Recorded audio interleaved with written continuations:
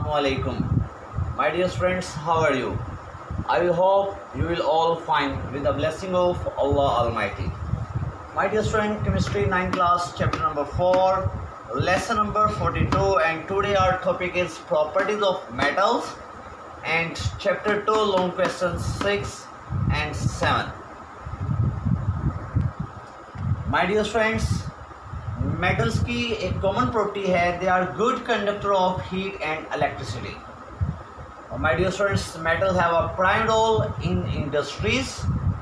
Now we'll study about the properties of metals. First property of metals that metals have metallic luster. My dear friends, they are very shiny, especially when they are free cut. They show shine. They show metallic luster. My dear friends, metal have property that they are malleable and ductile. What does malleable mean? Malleable mean malleability. What is malleability? Malleability is the property in which a metals can be rolled into sheets. My dear friends, malleability एक ऐसी property होती है जिसके अंदर आप metals को role करके क्या बना सकते हैं? शीट्स बना सकते हैं. ठीक है जी, मेटल्स को रोल करके क्या बना सकते हैं जी? आप इसकी बिग शीट्स बना सकते हैं. ठीक है जी, मेटल को रोल करके क्या बना सकते हैं? आप शीट्स बना सकते हैं. On the other hand, my dear students, ductility is the property in which metals can be drawn into wires. My dear, इसका मतलब ये है कि ductility is the property in which metal can be drawn. आप metal को draw करेंगे और उससे क्या बना लेंगे? वायर बना लेंगे. Look like this. ये देखिए, ये डक्टिलिटी में आपने शीट बनाई है और डक्टिलिटी में आप क्या करेंगे? वायर बनाएंगे. और मेलेबिलिटी में आप क्या करेंगे? शीट बनाएंगे. मेलेबिलिटी में आप रोल्ड करेंगे इसको और डक्टिलिटी में आप इसको ड्रा करेंगे. ये ड्रा होता है और डक्टिलिटी और मेलेबल रोल होता है. इसको आप क्या करेंगे? मेटल को रोल करेंगे. Okay my dear students, next है they have high melting and boiling points. Metals का मेल्टिंग पॉइंट और बॉइलिंग पॉइंट हाई होता है. My dear students, because metal atoms have greater in size, इनका साइज लार्ज होता है. Therefore they have low ionization energy. इनके electron को loose करने के लिए बहुत कम एनर्जी चाहिए होती है, रिमूव करने के लिए बहुत कम एनर्जी चाहिए होती है. माय डियर स्टूडेंट, लिहाजा ये इजीली फॉर्म केटाइंस, ये इजीली केटाइंस बना देते हैं. केटाइन के ऊपर पॉजिटिव चार्ज होता है. ठीक है भाई, easily losing their electrons. My dear student, metals are good conductor of heat and electricity. ये हीट और इलेक्ट्रिसिटी की बड़ी अच्छी कंडक्टर होती हैं इन सॉलिड फॉर्म और in liquid form. Why? Because they have mobile electron, they have a lot of free electrons in metals. Therefore metals are good conductor of heat and electricity. My dear students, ये हमारी properties थी, properties of metal. आइए अब हम exercise करते हैं जी. My dear students, chapter number 2 long question करते हैं जी. लॉन्ग क्वेश्चन नंबर 6 आज हम करेंगे. How did Bohr prove that an atom must exist. Bohr ने कैसे प्रूव किया कि एटम एग्जिस्ट करता है? माय डियर स्टूडेंट्स, ये क्वेश्चन ने बहुत डिटेल से किया हुआ है. टेक्स्ट बुक के पेज नंबर 33 पे आंसर है इसका. बोहर एटॉमिक थ्योरी लिखेंगे पहले, फिर माय डियर स्टूडेंट्स इसके डायग्राम बनाएंगे, उसके बाद इसके पोस्टुलेट्स लिख देंगे. इस तरीके से क्वेश्चन प्रूव हो जाएगा कि बोहर ने बताया कि एटम कैसे एग्जिस्ट करता है. तो एक्चुअली जो बोहर एटॉमिक मॉडल है वो बोहर के मुताबिक एटम के ही एग्जिस्टेंस को प्रूव करता है. माय डियर स्टूडेंट्स, ये हमारा पेज नंबर 33 है. ठीक है जी, सबसे पहले आप देखिए बोहर एटॉमिक थ्योरी लिखेंगे माय डियर स्टूडेंट्स, उसके बाद डायग्राम ड्रा करेंगे. डायग्राम के बाद माय डियर स्टूडेंट्स आप इसके पोस्टुलेट्स ड्रा कर देंगे. ओके जी, क्या करेंगे? आप इसके पोस्टुलेट्स लिख देंगे. माय डियर स्टूडेंट्स, ये टोटल इसके 5 पोस्टुलेट्स हैं. ठीक, इस तरीके से क्वेश्चन प्रूव हो जाएगा कि atom is present according to Bohr. My dear students, next हमारा क्वेश्चन है long question number 7. What do you mean by electronic configuration. Electronic configuration से क्या मुराद है? What are the basic requirements for electronic configuration of an electrons in और in atoms.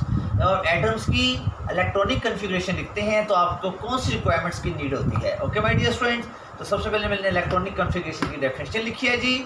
My dear students, हमने definition की है the distributions of electrons around the nucleus in various shells and subshells according to their increasing energy is called electronic configuration. My dear students, आपने electrons को distribute करना है various shells और subshells में. किसके लिहाज से? इंक्रीजिंग एनर्जी के लिहाज से. Okay, it is called electronic configuration. My dear students, अब मैं आपको बेसिक रिक्वायरमेंट्स बताता हूँ कि इलेक्ट्रॉनिक कन्फिग्रेशन की बेसिक रिक्वायरमेंट्स कितनी होती हैं। ओके माय डियर स्टूडेंट्स, तो let's start. What are the basic requirements of electronic configuration. My dear students, ये देखिए हमारे पास बेसिक रिक्वायरमेंट्स हैं फॉर राइटिंग इलेक्ट्रॉनिक कन्फिग्रेशन, ठीक है, ऑफ एन एलिमेंट। एक एलिमेंट को राइट करने के लिए हमारे पास बेसिक रिक्वायरमेंट्स क्या होती हैं जी। देखिए, to write the electronic configuration of an element we should now following 3 things. हमें 3 रिक्वायरमेंट्स की ज़रूरत होती है। माय डियर स्टूडेंट, हमारी फर्स्ट रिक्वायरमेंट होती है the number of electrons in an atom, कि एक एटम में इलेक्ट्रॉन्स कितने हैं, हमें ये पता होना चाहिए। जब भी आपने इलेक्ट्रॉनिक कन्फिग्रेशन करनी है तो आपको ये पता होना चाहिए कि आपके उस एटम के पास टोटल नंबर ऑफ इलेक्ट्रॉन्स कितने हैं। Since the number of electrons is equal to number of proton in the nucleus, चूँकि नंबर ऑफ इलेक्ट्रॉन जो होते हैं वो नंबर ऑफ प्रोटॉन्स के हमेशा इक्वल होते हैं। Thus we should know the atomic number of element, लिहाजा हमें उस एटम का एटॉमिक नंबर पता होना चाहिए। Okay my dear students, second requirements ये है the sequence of shells and sub shell according to the energy level. हमें ये बताना चाहिए कि हमारे शेल और सब शेल का सीक्वेंस क्या है जब आप इलेक्ट्रॉन्स को शेल और सब शेल के अंदर डिस्ट्रीब्यूट करेंगे। माय डियर स्टूडेंट्स, अब हम आपको सीक्वेंस ऑफ द शेल्स बताते हैं। सीक्वेंस ऑफ शेल्स क्या होता है जी। A shell closer to the nucleus, वो शेल जो न्यूक्लियस के करीब होता है, इज ऑफ मिनिमम एनर्जी, उसकी एनर्जी सबसे कम होती है। My dear student, you know very well that K shell is closest to the nucleus. जो आपका के शेल होता है न्यूक्लियस के बिल्कुल करीब होता है, लिहाजा the energy of the shell increases from K shell to onward. K shell से जैसे जैसे अब आगे जाते जाएंगे आउटवर्ड साइड में my dear students energy increase करती जाएगी। लिहाजा shells in the increasing order of their energies are arrange as follow. लिहाजा आप शेल्स को इस तरीके से फॉलो करेंगे।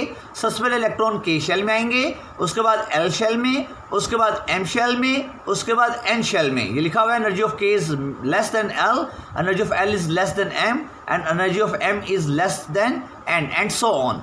माय डियर स्टूडेंट्स, ऐसे आप करेंगे sequence of sub shell. There is slight difference between the energies of sub shells और orbital within a shell.